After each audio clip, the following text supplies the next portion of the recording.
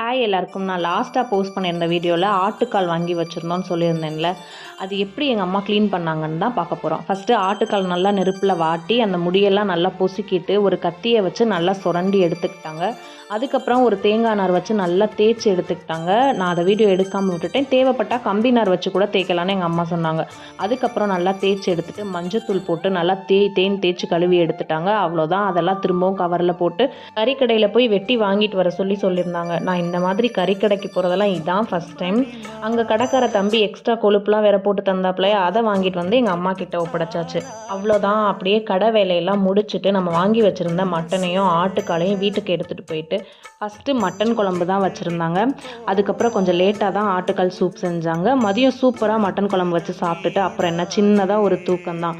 ஆட்டுக்கால் soup recipe அடுத்த வீடியோவில் ஷேர் பண்ணுறேன். இந்த வீடியோ பிடிச்சிருந்தா வீடியோக்கு ஒரு லைக் பண்ணிவிட்டு அப்படியே என்னுடைய சேனலை சப்ஸ்கிரைபும் பண்ணி வச்சுக்கோங்க.